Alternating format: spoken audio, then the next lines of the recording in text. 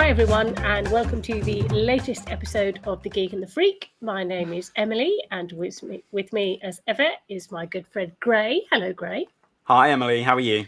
I'm very well, thanks. How are you? Yeah, I'm good, thank you. Yeah, not too bad. Good. What have you been up to?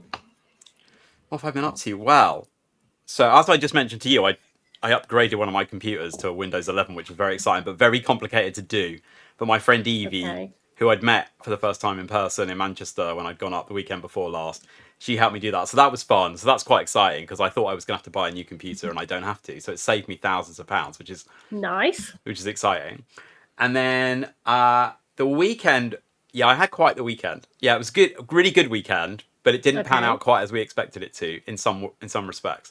So you might remember, some of you have listened before, might remember it was my friend Zoe's 50th about a month ago, and as part of her 50th birthday celebrations, her and I and one of her really good friends from school, Jenny, who also turned 50 this year, we had booked about a year ago to go and see Darren Brown this weekend just gone in Bournemouth. Oh, okay.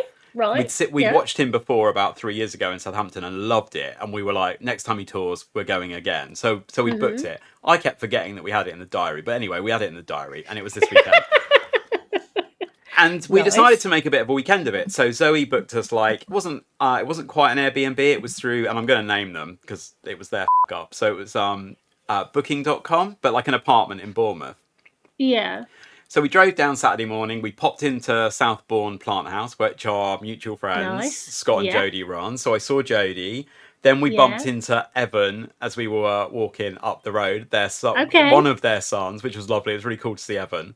And then we popped in and got a coffee and saw their daughter, Beth, who works in the coffee shop just up the road. So got to see Beth as well.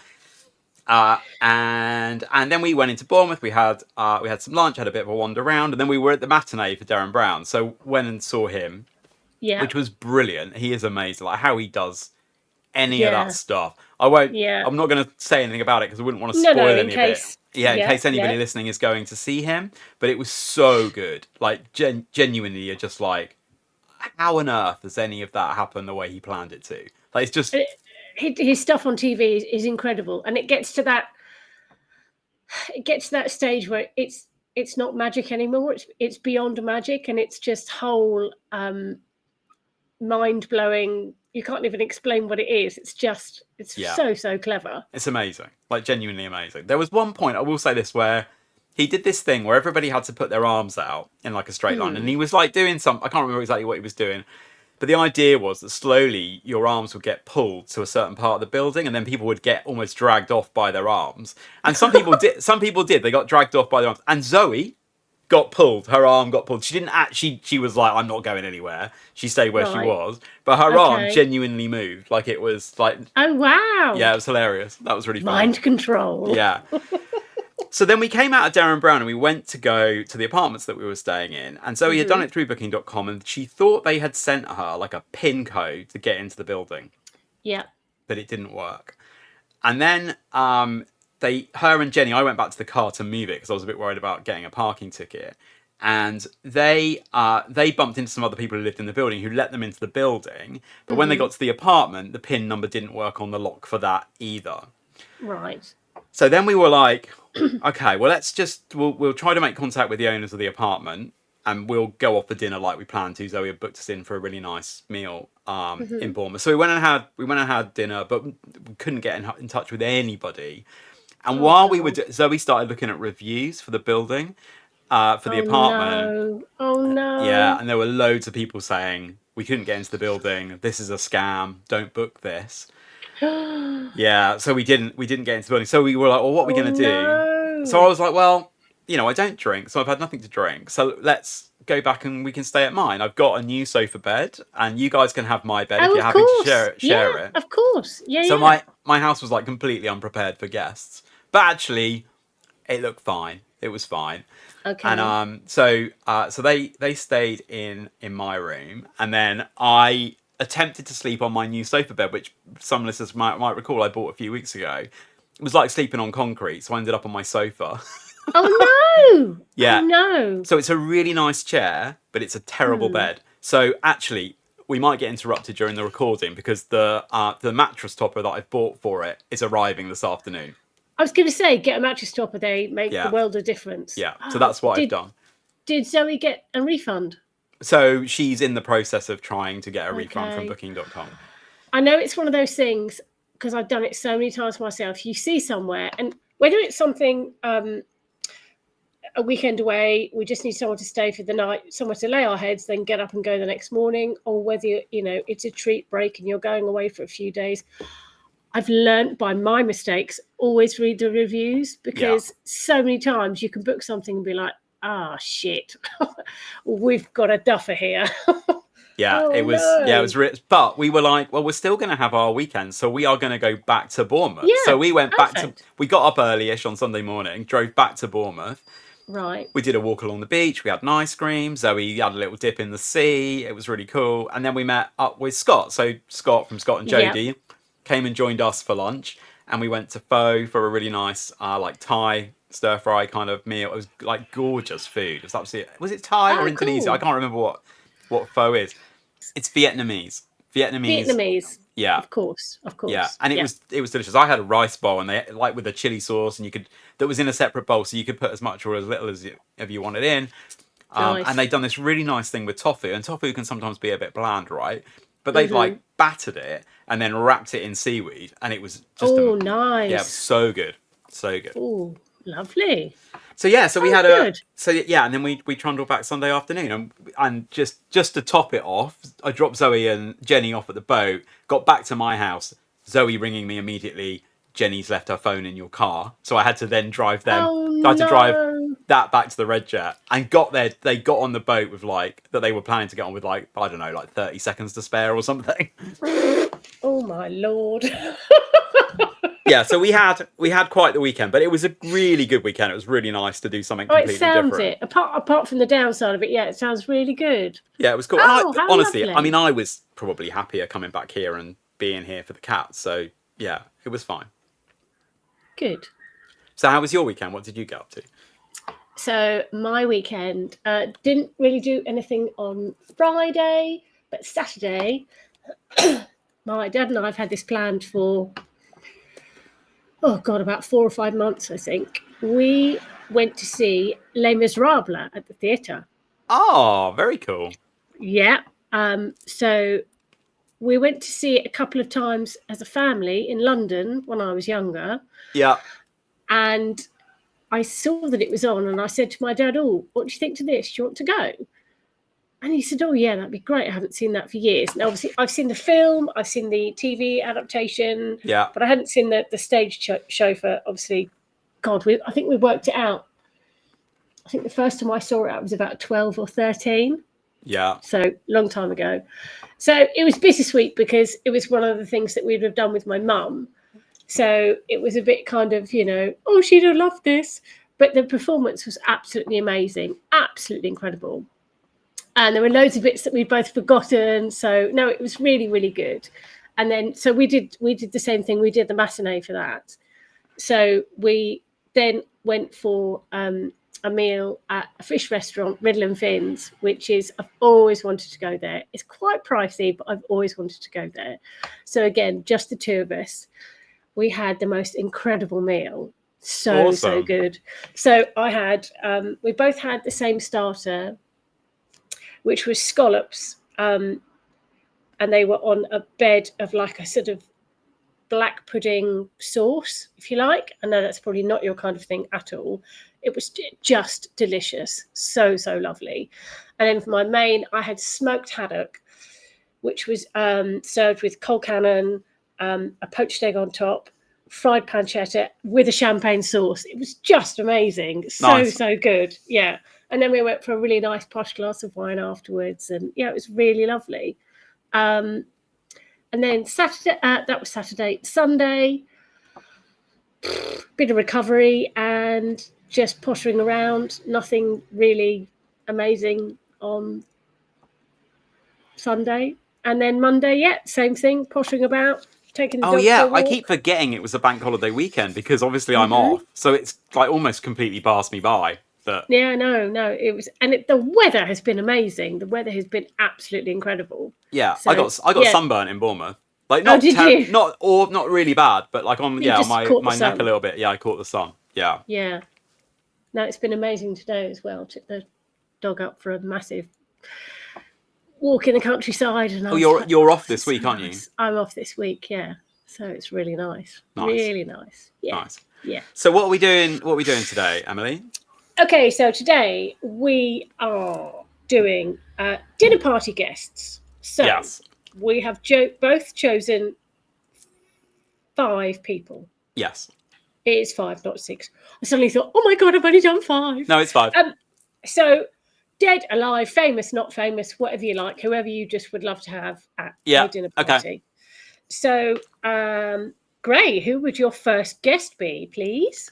Well, my first guest will be Jurgen Klopp. Oh, good God. Oh yeah, I mean, there's Okay. Yeah.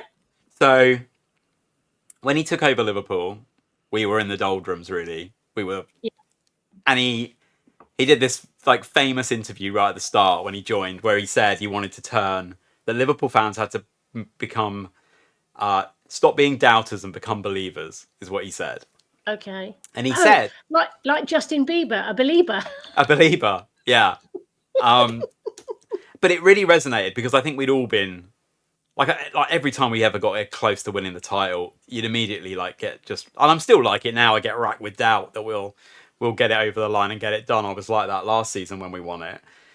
But he changed everything about the club, like everything about the club, and he built a team that was just gorgeous to watch. They were just that team, that proper Jurgen Klopp team was amazing. But I just loved his personality. He was passionate. So, he was celebrated on the touchline like no other Liverpool manager has probably ever done. He understood the club, I think. He understood the fan base. He understood the city in a way that the club hadn't seen for years, for decades, really.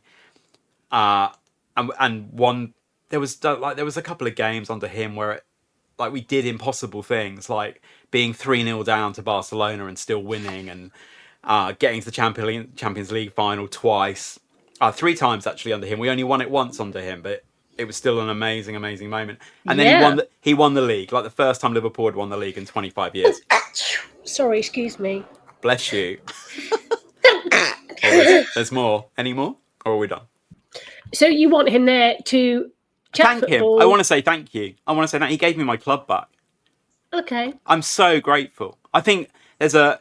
John Oliver, who's like the American comedian, he's actually British, but he comes from Liverpool, does one of the late night shows in the States, and he's a massive Liverpool fan. And I remember watching him getting interviewed when Klopp said he was going to leave, when he was going to finish. Okay. And he said Klopp is going to have to put up with like 50-year-old men coming up to him and like bursting into tears on a regular basis for the rest of his life, because we're also that generation of Liverpool fans who went through that 25 years of not winning the league are so grateful. So grateful. So yeah, I want him there to say thank you. And also, he's a great personality. He's just full of stories. He'd be really engaging, I think. He'd be incredibly fun to have a conversation with. I'd love to meet him. So yeah, Jurgen Klopp would be my first one. Okay. Fab. Good stuff. How about you? Who's your first? My first is Amy Winehouse. Okay. That's not a surprise. Not a surprise. So there's so many things I would want to talk to her about. Not just her musical influences, but her fashion influences. There'd be countless things. I mean, I know that we'd go often onto so many different tangents, especially about music. But from all the clips that I've seen of her, away from the music scene, she was a genuinely really kind and funny person. And a lot of that has got lost. A lot of that has got lost because of the media going crazy about, oh, she's drunk again. Oh, look, she's stumbling around at 3 a.m. in North London or whatever. Yeah. Everyone focused on so much of that it took her personality away. The media just basically chewed her up and spat her out, because all they knew that they could always get money for photographs, stories, all that kind of thing. And I always find it really, really difficult and really, really sad that the real Amy was just completely and utterly pushed aside and forgotten about.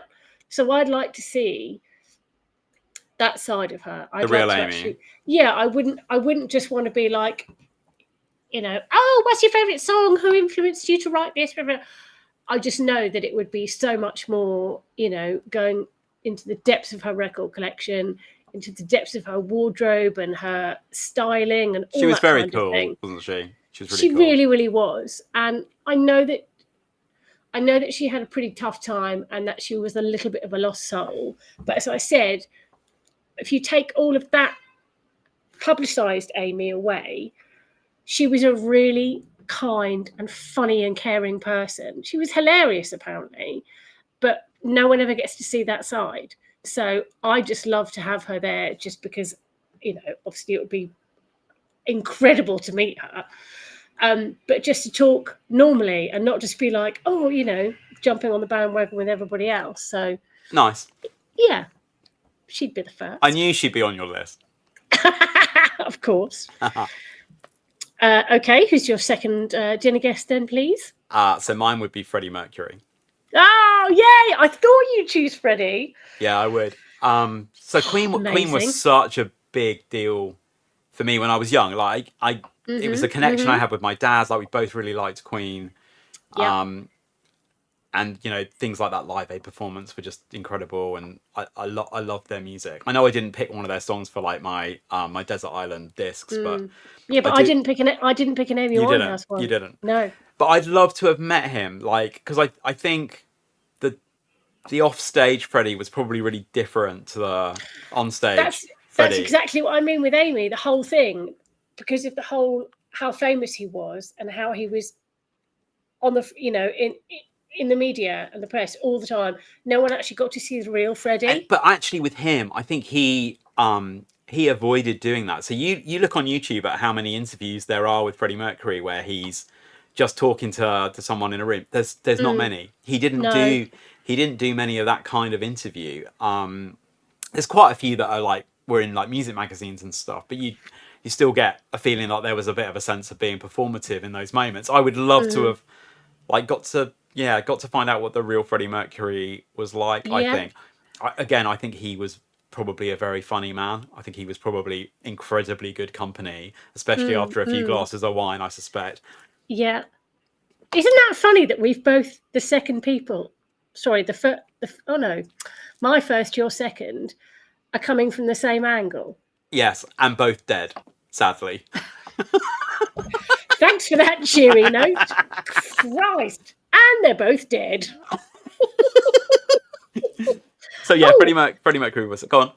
Out of interest, out of your 5, how many are dead and how many are alive? That's the only one. The rest are all alive.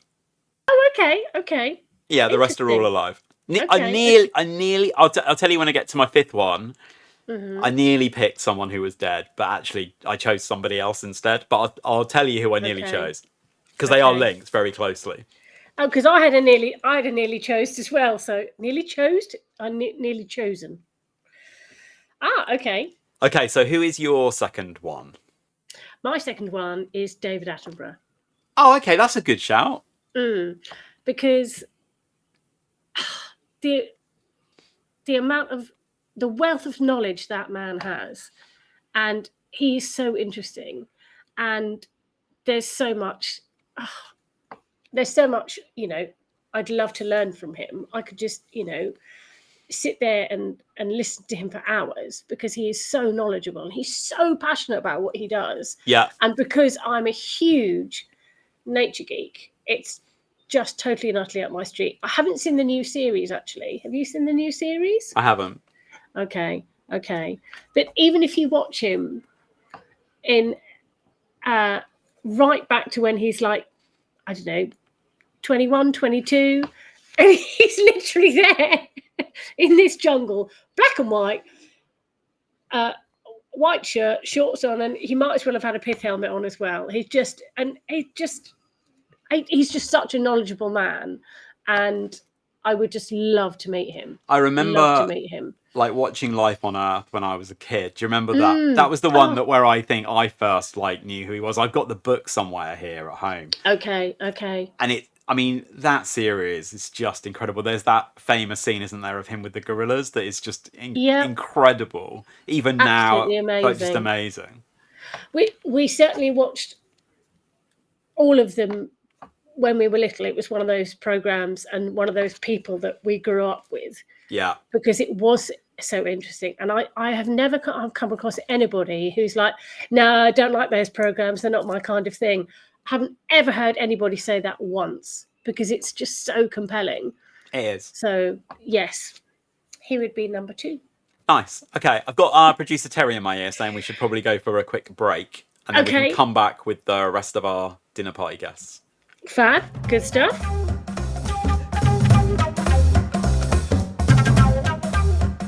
So this week's sponsor is Cherry's Diner, and Cherry's Diner, as we all know, is on the high street.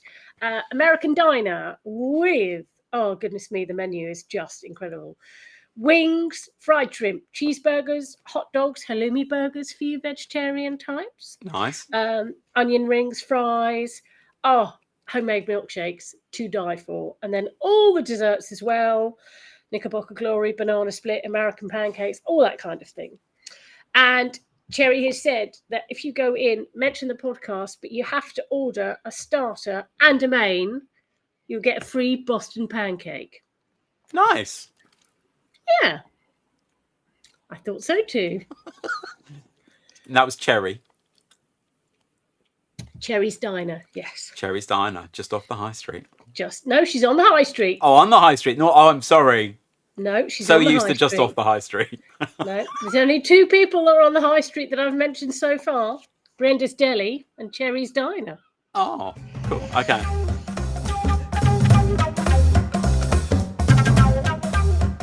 Welcome back, everybody, to the second half of this week's episode of The Geek and the Freak, where Gray and I are discussing our 5 dinner party guests. Dead, alive, celebrity, non-celebrity, just 5 people that we would love to meet, catch up with, whatever.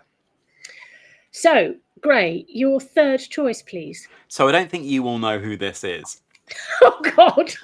I don't, but that's okay. That's okay. So my third guest is a guy called Hideo Kojima. So Hideo Kojima is he makes video games. He is. Oh, okay. But he is like a maverick video game maker. So he has made.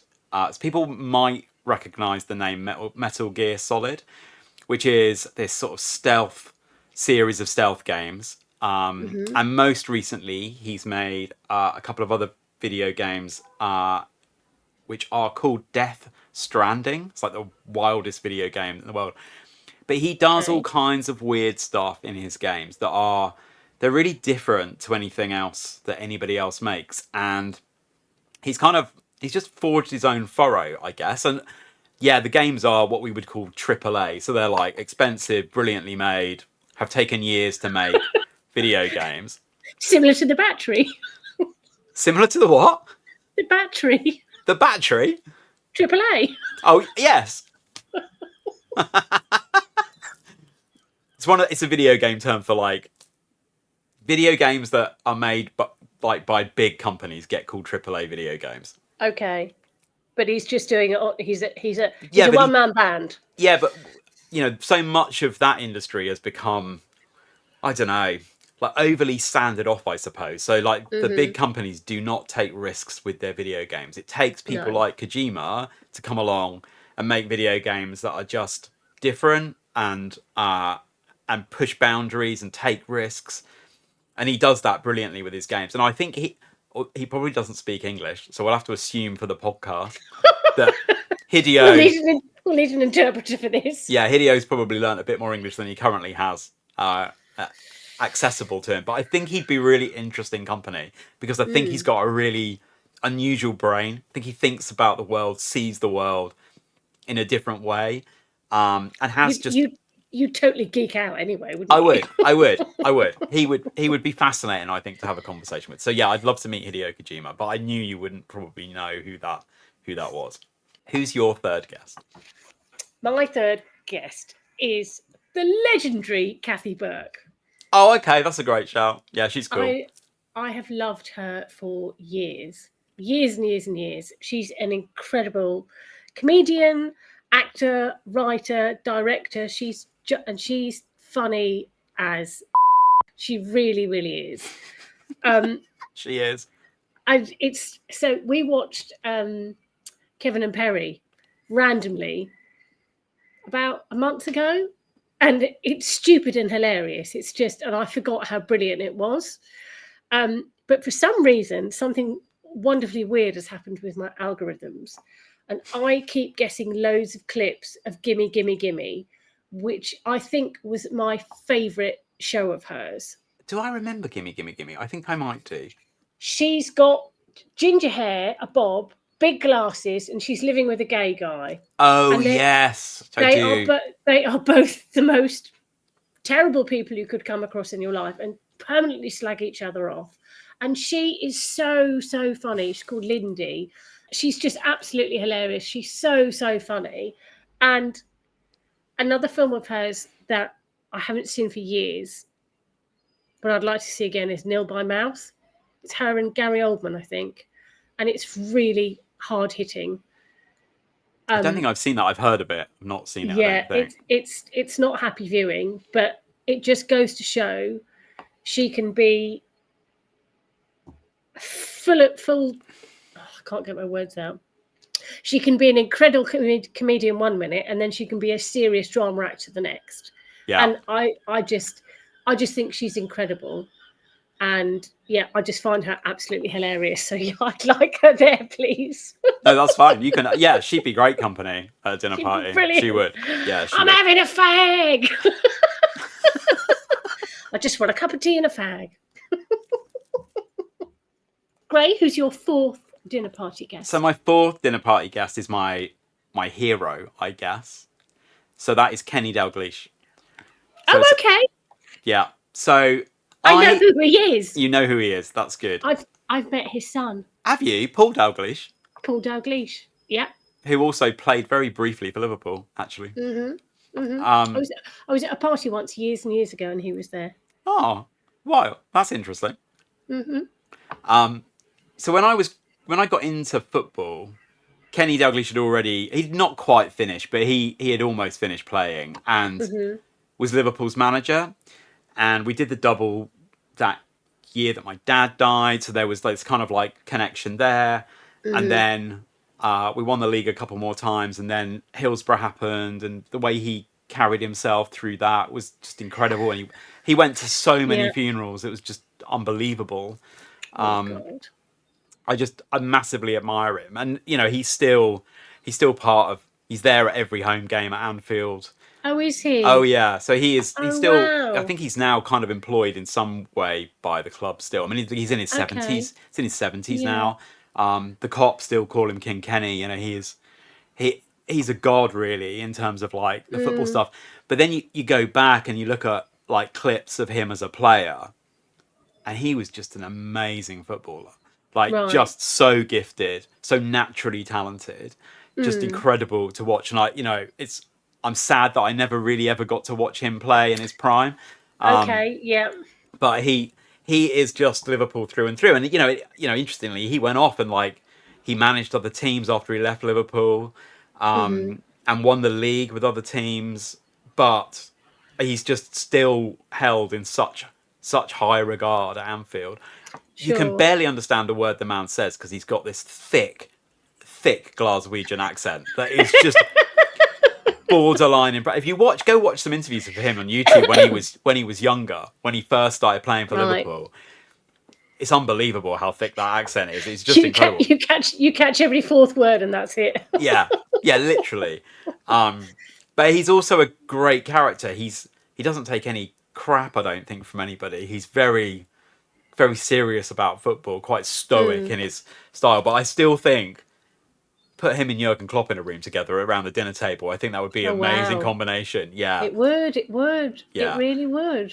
Oh wow. So yeah, Kenny Dalglish means a lot to me. I'd love to meet him. So yeah, that's my fourth. So who is your fourth? Okay. So my fourth. Oh no. Oh, are you gonna get emotional? I didn't think I would. My mum. Oh, Nina. I know. Bless you. I still really, really miss her. And the amount of times me and my dad have been talking about things, and there'll be something we can't remember, and I'll be like, Mum would know. Yeah, just be like, I don't know. I'd love to have any way that I could ever have. How people always say it is just like another 5 minutes. Just like I'd love to spend another evening with her. So, yeah, of course, yeah. mate. And it's still like it's still really quite recent for you, isn't it? Year and a half, I think. Not even that. So, yeah. Not 2 years. So you're still, and grief is a weird thing. I toyed with putting my dad on the list, but yeah, I didn't know whether you were going to or not. I wasn't sure. Yeah. I mean, don't get me wrong. But I get more fascinated about what, like, it's so long ago now, and we'll talk about this probably next year somewhere because we'll hit like a really significant anniversary in terms of how long ago it would have been. But there's something about plucking him out of time from 1986 and sticking him now and going, yeah, have a look at this shit, Dad. Like, do you know what I mean? Yeah, no, totally. But I'm past the point, I think, of needing to have him around the dinner table. But bless you, mate. I did wonder whether you might say your I love mum. my mummy, please. Yes. Yeah. It's really weird. So when my dad and I were at Les Mis, he blew his nose. Just the same way that anyone randomly blows their nose. And then about 10 seconds later, he dabbed his eyes. And I waited till we were in between scenes. And he obviously went, you have about 6 seconds or whatever. And I was like, are you okay? And he went, I'm fine. I said, he said, it's just really emotional. And I was like, oh my God. So we both had a little tear. Yeah. Yeah. It's all right. That's allowed, isn't it? Yeah, no, of course it is. So is this your last one? It is. My last one, yeah. Okay, so great. Tell us about your fifth and final dinner party guest. Well, so I'll tell you first who I thought about choosing, who is no longer with us, that I considered. So I thought about Kurt Cobain. But, oh, wow. Okay. I would worry that Kurt Cobain probably wouldn't be that great company. Now, come along, Kurt. You've got to be on your best behaviour. I want party tricks. I want jokes. You can't get too wasted. I mean, like, bless him. He wasn't the happiest of souls, was he? No. Bless him. Quite a tortured. So I chose not to pick him. But then I was like, well, I still really like somebody from that era of music because that era of music really kind of birthed my love of, I guess, that kind of like alt rock stuff. So who do you think I'm going to pick? Dave Grohl. Dave Grohl. You can't stand Dave Grohl, can you? He's not the most favourite person, no. So he's obviously had a difficult year. Yeah, because he couldn't keep his dick in his pants. I know. Classic rock star behaviour, right? Classic rock star behaviour. But I do think he'd be really good company at a dinner party because he's super engaging. Again, got like, the face you're pulling. It's my dinner party. Yeah, that's true. I'm not even invited. You're not. So, and I would really love to meet him. And, Everlong is, as previously discussed, one of my favourite songs ever. Your favourite songs, yeah. Yeah, and there are other Foo Fighters songs that I adore as well. And he's the drummer on Nevermind. He's the drummer on In Utero, those two brilliant Nirvana albums. Yeah, he was their drummer, yeah. Yeah, he was part of all of that. And again, like the opportunity I'd love to talk to him about Everlong. Like, just talk about that song. Because, they obviously had no idea when they released that album what that song would become to the fan base of the Foo Fighters. And then the fact, you could argue when that album got made, Foo Fighters didn't really have a fan base, really. They'd had one album previously, which was just him doing everything, which is an all right album, but it's not amazing. And then that second album, as he kind of pulled a band together, is brilliant. So yeah, I would love to have a conversation with him and meet him. Okay. I know he's had a difficult year and borderline. No, he didn't had a difficult year at all. He brought it all on himself. Oh yeah, he did. I'm trying to be kind, I guess. I'm trying to be kind, but there's plenty of other people that have done far worse. He doesn't. I don't think it's not a cancelling thing. I don't. No, not at all. And obviously, well, when I say a difficult, like he obviously had another band member die as well. So Justin Hawkins, not Justin Hawkins. Is that the name of the drummer? No. No, that's the lead singer of the Darkness. That's the lead singer of the Darkness. Taylor Hawkins. Yes. Taylor Hawkins. He died really tragically as well while they were on tour in Brazil. He's had a troubled year. Troubled year, yes. But I'd love to meet Dave Grohl. Yeah. Okay. So that's my last one. Okay. Who is your final guest for your dinner party? So I was going to choose, seeing as you said you were going to choose someone, but you thought poor old Kurt Cobain might be a bit dull. Yeah. I was going to choose Mickey Flanagan because he is my all-time favourite comedian. Okay. He's just hilarious. He's so funny. So yeah, but no, I would like to choose my husband's mum. Your husband's mum? Okay. Donna's mum, Kathleen. So Kathleen passed away when Donna was 23, 24. Okay. So I never got to meet her. And he always said to me, you'd love Mam. Mam would love you. And apparently she was an absolute card. She was hilarious. And I'd love to just talk to her about what Donna was like when he was growing up, all the little family stories and things. So I'd love to meet her. That just would be incredible. That really, really would. So his mum brought up 7 children. And they ran her ragged from all accounts.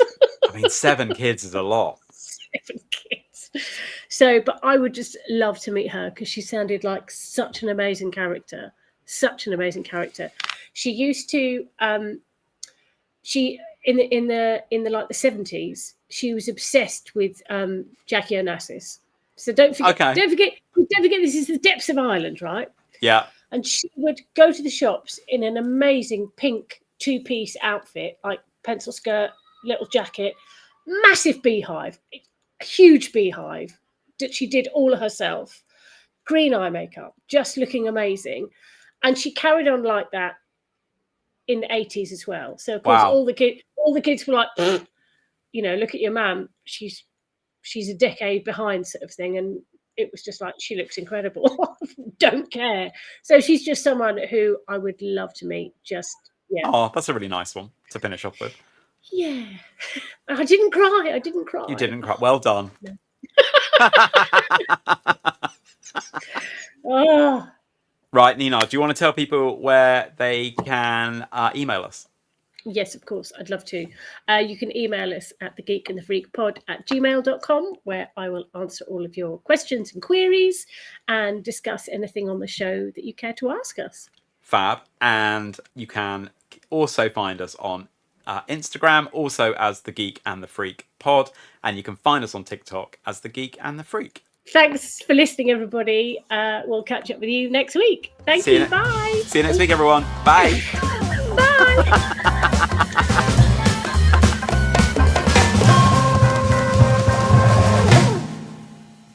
So I'm seeing my mum tomorrow, and I told her it would be much easier if we cooked our stir fry in a public garden. And she was like, "What? Why would we do that?"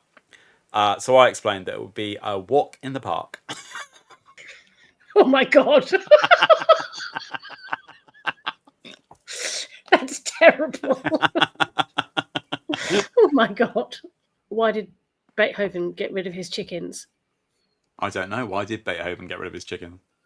Because all they ever said was, bark, bark, bark. Oh my God. As in bark? Yeah. I got it. God, you had the gall to say mine was terrible.